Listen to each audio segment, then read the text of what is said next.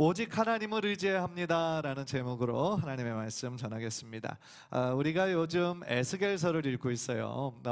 성경 중에서 가장 많은 부분을 차지하고 있는 책이 예언서인데 그 중에 에스겔서도 그 중에 많은 부분을 차지하고 있는 예언서입니다. 그런데 예언서를 읽을 때 사실은 역사적으로 굉장히 오래된 거기도 하고 또 그때의 역사적인 상황이나 사회적인 상황을 우리가 잘 몰라서 읽을 때 참 쉽지 않으실 거예요. 왜냐하면 저도 이렇게 읽을 때 하나하나 해석하지 않으면 쉽지 않은데 사실은 평신도의 입장에서는 어려운 내용이죠. 특별히 에스겔서에는 비유와 환상 이야기가 많이 나와요.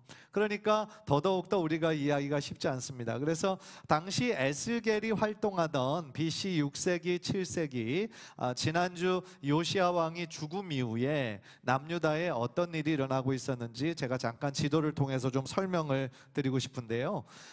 당시의 시대적인 상황이 BC 6세기, 7세기에 저기 지중해 왼쪽에 있는 흰색으로 있는 그 지중해에 밑줄이 쳐 있는 저곳이 예루살렘, 남유다가 바로 저곳에 위치하고요.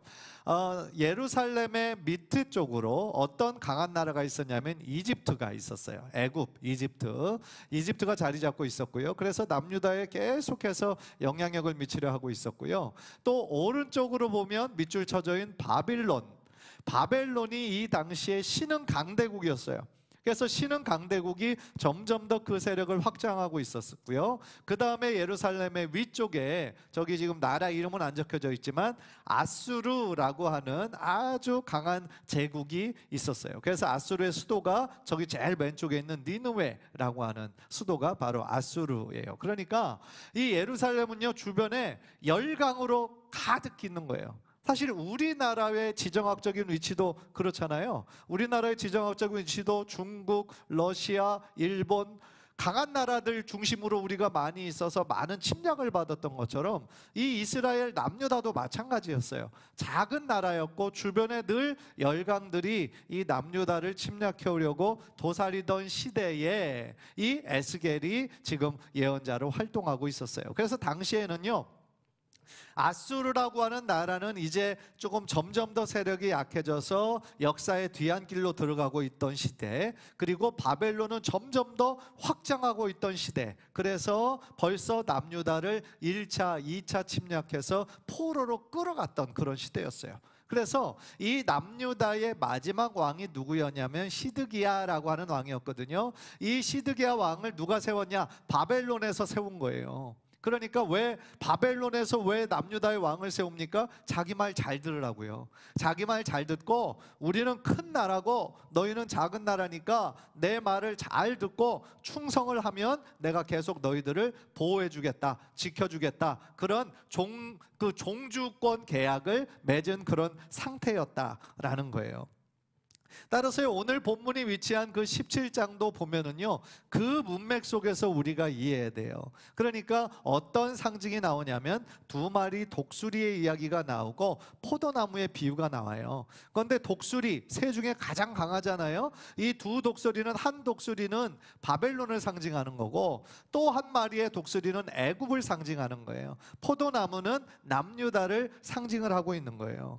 그래서 큰 독수리 바벨론의 느부갓네살 왕이 남유다를 침략하여서 당시 남유다의 왕과 또한 기술자들 또한 군사들 한 10,000명을 바벨론의 포로로 끌려갔어요. 이때 끌려갔던 사람이 사실은 에스겔이에요. 이때 끌려갔던 사람들. 그리고요 이 바벨론과 바벨론의 그 침략하에서 바벨론의 그 종주권 계약을 맺은 남유다의 시드기야 왕, 그리고 바벨론이 심지어 그 왕을 세웠는데 이 왕이 바벨론에게 한 3년 동안은 충성하다가 그 이후에 어떻게 하냐면 애굽이라는 나라를 의지해요. 애굽의 도움을 청합니다. 그런데 애굽의 도움을 청했는데 그것이 더욱더 남유다의 멸망을 가속화하는 결과가 오게 돼요. 그래서 17장 9절을 보면은요 너는 이르기를 주 여호와의 말씀에 그 나무가 능히 번성하겠느냐? 그 나무는 유다를 얘기하는 거예요. 이 독수리가, 그러면 이거는 애굽을 얘기하는 거예요. 어찌 그 뿌리를 빼고 열매를 따며 그 나무가 시들게 하지 아니하겠으며 그 연한 잎사귀가 마르게 하지 아니하겠느냐? 많은 백성이나 강한 팔이 아니라도 그 뿌리를 뽑으리라. 그러니까 이 애굽을 의지한 것으로 말미암아 남유다는 점점 어떻게 진다는 얘기예요? 점점 시들어지고 점점 더 약해질 것이다 라고 하는 예언이었던 거죠. 그래서요, 오늘 본문에서 우리가 첫 번째로 깨닫게 되는 영적인 교훈은 뭐냐면, 우리가 정말 중요한 선택을 할 때요, 그 가장 중요한 기준은 다른 것에 두어서는 안 되고요, 하나님의 말씀의 기준을 두는 삶을 살아야 된다라는 거예요. 한번 따라해 봅시다. 하나님의 말씀을 기준으로 삼으라. 하나님의 말씀이 우리들의 삶의 가장 중요한 기준으로 삼고 해야 된다. 그것이 우리가 승리하는 비결이요, 형통하는 비결이다라는 거예요. 여러분 16절 보세요. 16절을 보면 주 여호와의 말씀이니라 내가 나의 삶을 두고 맹세하노니 나 바벨론 왕이 그를 왕으로 세웠거늘 그가 맹세를 저버리고 언약을 배반하였은즉 그 왕이 거주하는 곳 바벨론에서 왕과 함께 있다가 죽을 것이라 라고 하나님께서 지금 에스겔을 통해 예언하세요. 이 말씀이 너무나 확실한 것을 어떻게 표현하냐면 강조법으로 내가 나의 삶을 두고 맹세한다 라고 하나님께서 친히 말씀하신 거예요. 그러니까 무슨 뜻입니까? 이것대로 반드시 이루어진다. 하나님의 뜻은 이미 정해졌다 라고 말씀을 하시는 거죠. 그렇다면 하나님이 이처럼 확실하고 있는 그 맹세의 내용은 뭐냐면, 방금 전에도 제가 말씀드린 것처럼 바벨론 왕이 시드기야 왕으로 세우고 이제 나에게 충성과 그 모든 것들을 다 하면 내가 보호해 주겠다라고 하는 그 종주권 언약을 맺은 것을 이야기하고 있는 거예요. 그런데 이것이 당시에 사실은 고대 관습이죠. 하나의 강한 나라가 어떤 나라를 점령하였을 때 그 나라에서 세금도 뺏어가고 여러 가지 물자도 뺏어가고 계속 충성하고 봉사할 때 내가 너희를 더 이상 침략하지 않고 보호해 주겠다라고 하는 그런 계약을 맺은 거였죠. 그런데 한 가지 문제가 생겼는데 뭡니까? 그 시드기야 왕이, 바벨론에서 세운 그 시드기야 왕이 바벨론을 더 이상 섬기지 않고 애굽을 의지하기로 결정을 한 거예요. 그래서 그 결과는 어떻게 되었냐면은 15절을 보세요. 15절. 그가 사절을 애굽에 보내 말과 군대를 구함으로 바벨론 왕을 배반하였으니 형통하겠느냐? 이런 일을 행한 자가 피하겠느냐? 언약을 배반하고야 피하겠느냐? 하나님께서 뭐라고 말씀하시냐면은 그들 남유다는 절대로 형통할 수 없고 바벨론을 피할 수가 없다라는 거예요. 그 이유가 뭐냐면 남유다가 바벨론에 대한 맹세를 저버렸기 때문이다 라는 거죠. 그런데 여기서 한 가지 궁금한 점이 생겨요. 아니, 남유다의 왕이 꼭 계속 바벨론만을 의지해야 됩니까? 왜 애굽의 도움을 요청을 해서 그렇게 하면 안 되는 겁니까? 그 해답이 19절에 나와요. 19절 보시면 그러므로 주 여호와의 말씀이니라 내가 나의 삶을 두고 맹세하노니 그가 내 맹세를 업신여기고 내 언약을 배반하였은즉 내가 그 죄를 그 머리에 돌리되, 그 다음에 그 끝인가요? 예, 그 머리에 돌리되. 그러니까 지금 하나님은요 뭐라고 하냐면은 바벨론과 남유다가 맺은 계약이 단순히 그들 왕들끼리 계약을 맺은 것이 아니라 나의 계약이다. 이거 무슨 말씀일까요? 하나님의 계약이다라고 얘기를 하는 거예요. 그 이유가 뭐냐면 그 계약을 체결할 때 하나님의 이름으로 맹세했거든요. 그 내용이 역대하 36장 13절이에요. 또한 느부갓네살 왕이, 당시에 바벨론의 왕이었습니다. 느부갓네살 왕이 그를 그의 하나님을 가리켜 맹세하게 하였으나 그가 왕을 배반하고, 여기 그는 시드기야 왕, 남유다의 왕을 의미하는 거예요. 그가 바벨론 왕을 배반하고 목을 곧게 하여 마음을 완악하게 하여 이스라엘 하나님 여호와께로 돌아오지 아니했다라고 얘기를 한 거죠. 그러니까 시드기야 왕이 그 맹세를 할 때 본인 마음으로서는 내키지 않은 그런 계약이었을지 몰라요. 그런데 그 맹세는 실제로 하나님 앞에서 한 계약이었기 때문에 반드시 지켜야 했다라는 거예요. 따라서 이 사실은요, 하나님께서 바벨론을 남유다보다 더 그냥 더 좋게 여기셔서 더 호의를 베푸신 것이 아니에요. 하나님의 마음은 남유다에게 있죠. 하나님의 백성들이고 하나님과 언약을 맺은 백성들 아닙니까? 그런데 이 남유다가 하나님의 뜻을 반역을 하잖아요. 계속해서 우상을 섬기잖아요. 죄악을 범하잖아요. 회개하지 않잖아요. 그러니까 하나님께서 남유다를 지금 심판하시고 지금 치실 것을 마음에 작정하셨는데, 그 심판의 도구로 지금 누구를 사용하실 거냐면 바벨론을 사용하실 거죠. 네. 바벨론을 하나님의 도구로 삼으셔서 이 남유다의 죄를 심판하시고, 바벨론에서 70년 동안 포로로 있다가 다시 돌아오게 될 것까지 하나님은 벌써 그의 마음에 다 계획하고 해놓으신 거였죠. 그런데 시드기야 왕은 하나님의 그 뜻과 계획을 몰랐죠. 하나님의 뜻에서 너무나 멀리 있었기 때문에 이 시드기야는 바벨론에게 끝까지 항복하지 않은 거예요. 그래서 그 결과로 비참한 죽음을 맞이하게 되었다라는 것이죠. 그렇다면 이 시드기야 왕이 기준으로, 그의 삶의 중요한 기준으로 삼은 것은 무엇이었을까? 제가 생각했을 때에는 주변 정세가 아니었을까라는 생각을 합니다. 즉 자기 나름대로 그 환경, 아까 지도를 통해 보여주신 것처럼 그 열강의 그 대립 속에서 이 작은 나라였던 남유다가 어떻게든 생존의 비결을 찾은 것이었는데, 그가 생각할 때는 이 애굽의 도움을 얻어서 바벨론의 침략을 막아보려고 하는 것이 가장 적합한 선택이라고 판단을 했는데, 사실은 그 판단이 미스였다는 것이죠. 잘못한 거였다라는 것이죠. 하나님의 뜻에서 완전히 벗어난 결정이었다라는 것이죠.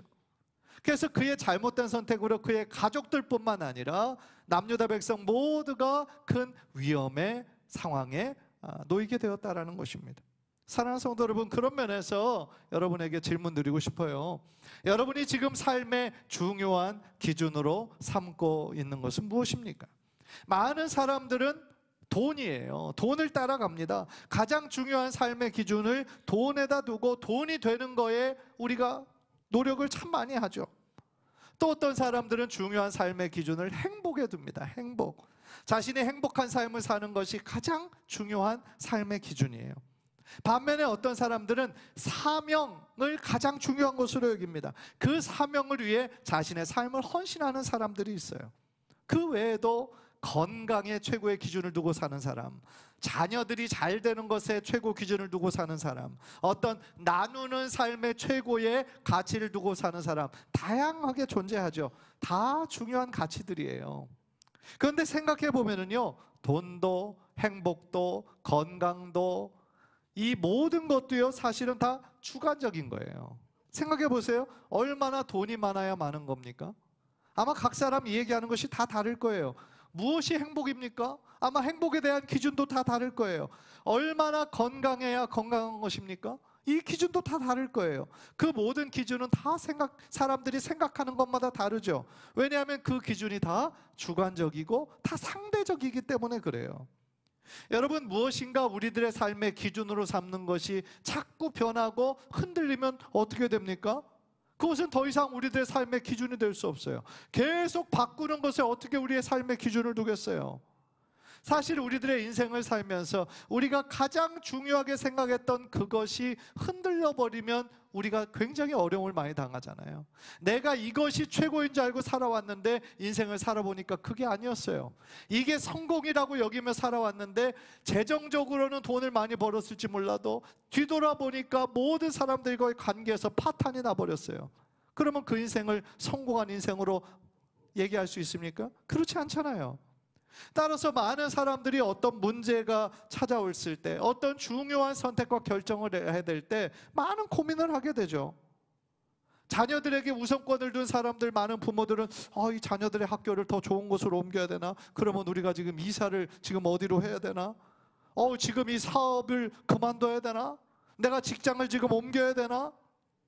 우리는 보통 내 삶을 둘러싼 어떤 문제 때문에 어떤 어려움이 생겼다고 우리는 생각하는 경향이 있지만 사실은 그렇지 않아요.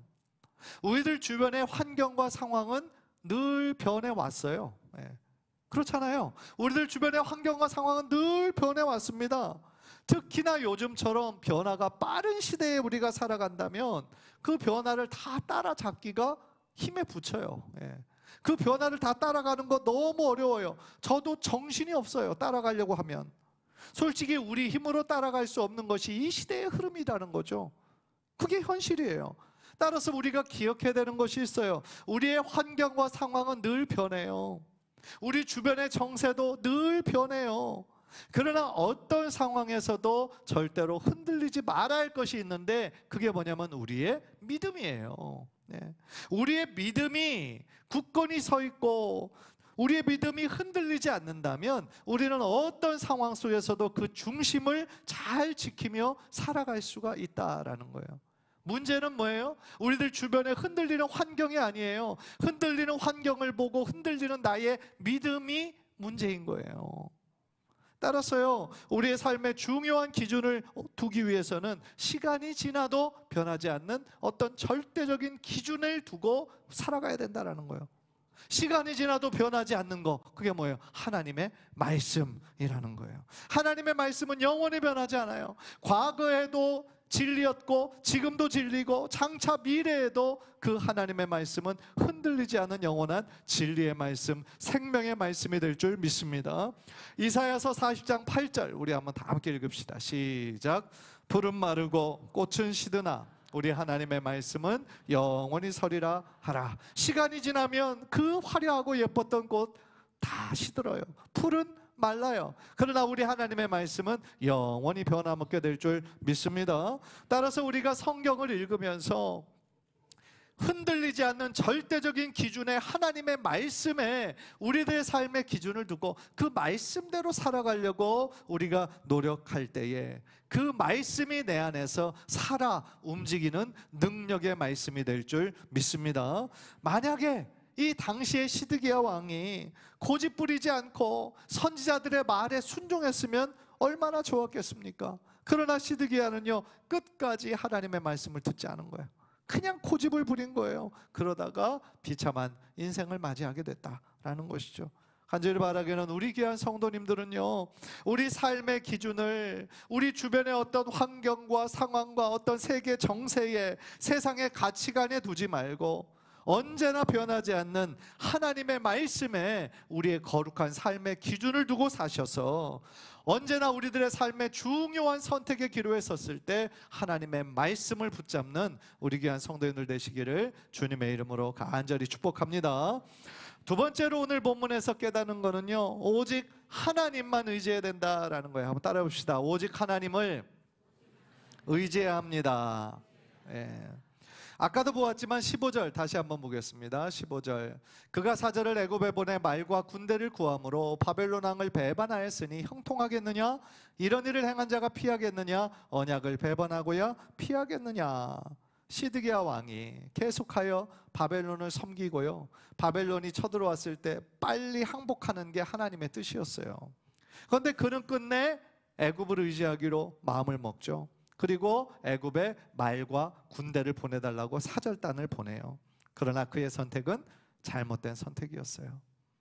왜냐하면 모든 역사를 주관하시는 분은 누구세요? 하나님이세요.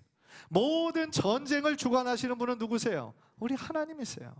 모든 전쟁은 사람의 손에 속해 있지 않아요. 하나님의 손에 속해 있어요. 그런데 이 시드기야 왕은 눈에 보이는 강대국을 의지했던 거예요. 역사적으로 보았을 때요, 실제적으로 남유다가 보낸 사절 때문에 애국 군대가 왔어요. 그런데 바벨론하고 싸워서 바벨론에게 패배했어요. 그러면서 애굽은 그때 완전히 국력이 꺾이게 돼요. 왜냐하면 이미 하나님의 뜻은 정해져 있었기 때문에 다른 나라, 아무리 강한 나라라고 해도 하나님의 뜻을 이길 수는 없는 거잖아요. 따라서요, 세상의 강대국을 믿거나 어떤 세상의 가치관을 믿거나 세상의 힘을 믿는 거는요, 우리 인생의 해답이 될 수 없는 거예요. 왜냐하면 인간적인 수단과 방법으로 그 위기를 모면하려고 하는 거는요, 늘 한계가 있어요. 잠깐뿐이에요. 만약 그때의 시드기야 왕이 하나님 앞에 철저히 회개하였다면 어떻게 됐을까요? 물론 남유다가 바벨론에 의해 멸망당하고 바벨론의 포로로 끌려가 70년간 거기서 재교육을 받고 돌아와야 된다라는 것은 하나님의 정해진 뜻이었기 때문에 바벨론에게 멸망당하는 것은 피할 수 없었을 거예요. 그러나 적어도 시드기야 왕이 하나님 앞에 철저히 자신의 죄를 회개하고 나아갔다면 시드기야 왕과 그의 두 아들은 죽지 않았을 거예요. 그런데 끝까지 자신의 뜻을 고집하다가 성난 바벨론 군대에게 두 아들이, 이 아버지 시드기야 왕이 보는 앞에서 이 두 아들을 다 죽여버려요. 그러니까 얼마나 그 마음이 아팠겠어요. 자기 때문에 두 아들이 죽었어요. 그리고 그 두 아들을 죽인 다음에 그 시드기야 왕의 두 눈을 뽑아버렸어요. 그 다음에 철 쇠사슬로 꽁꽁 묶어서 바벨론으로 끌고 가서 그 바벨론에서 비참한 삶을 살다가 죽었거든요. 사랑하는 성도 여러분, 우리는요, 어떤 상황 속에서도 환경과 상황이 아니라 오직 하나님을 의지해야 될 줄 믿습니다. 왜냐하면 모든 나라들의 운명도 하나님의 손에 달린 거고요, 우리 개개인의 삶도 다 하나님의 손에 달려있기 때문이다라는 거예요. 결국 이 세상에서 승리하는 삶의 비결이 뭔지 아십니까? 우리의 인생을 창조하시고 우리의 삶을 인도하신 하나님께 우리의 삶을 의탁하는 거예요. 하나님께서 이끄시는 대로 하나님을 의지하며 사는 것, 그것이 이 땅에서 하나님께서 기뻐하시는 믿음의 삶의 비결이다라는 것이죠. 그렇다면 여러분, 하나님을 의지한다라는 것의 의미는 무엇일까요? 저는요, 하나님을 신뢰하는 거라고 생각해요. 하나님을 의지한다라는 것은 하나님을 신뢰하는 겁니다. 하나님이 어떤 분이신지를 우리가 신뢰하기 때문에 하나님을 더욱더 의지할 수 있게 되는 거예요. 하나님은 어떤 분이십니까? 하나님은 참 좋으신 분이세요. 하나님은 선하신 분이세요. 또한 하나님은요, 우리들에게 하신 약속을 반드시 이루시는 신실하신 하나님이세요. 그리고 그 하나님의 약속을 이루시기에 지금도 쉬지 않고 일하시는 성실하신 하나님이세요. 무엇보다도 하나님은 우리의 좋은 아버지가 되세요. 어떤 아버지가 자신들의 자녀가 잘 되는 것을 좋아하지 안 되는 것을 좋아하는 아버지가 어디 있겠어요? 세상의 아버지도 그런 마음이실진데 하늘에 계신 우리 아버지가 이 땅에 하나님의 자녀가 정말 주님 안에서 행복한 삶을 사시기를 그 누구보다도 기뻐하지 않으시겠습니까? 따라서요, 우리가 하나님을 신뢰한다라는 것은 하나님이 이토록 좋으신 우리의 아버지가 되신다라는 사실을 확신하는 거예요. 그렇기 때문에 우리 소망을 이 세상의 어떤 물질이나 환경이나 사람에 두는 것이 아니라 오직 우리들의 참 소망은 오직 하나님께 두는 거예요. 네. 때때로 우리는 하나님께서 하시는 일을 다 이해할 수가 없어요.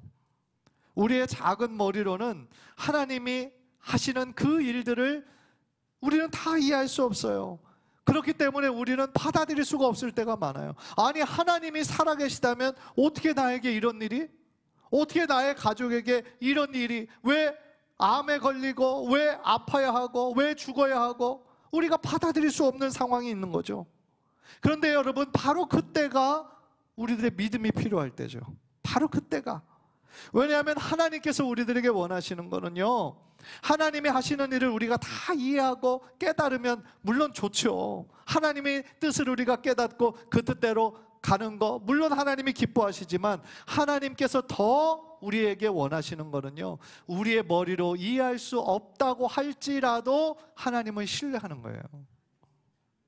내가 이해될 때만 하나님을 신뢰하는 게 아니고요, 내가 이해되지 않아도 하나님은 나보다 훨씬 크신 분이시기 때문에 이 일을 통하여서 내가 보기에는 정말 안 좋은 일이고 없었으면 더 좋았을 일이지만, 이 일을 통하여서도 하나님은 반드시 모든 것이 합력하여 선을 이루실 좋으신 하나님을 믿고 신뢰하며 나아가는 거예요.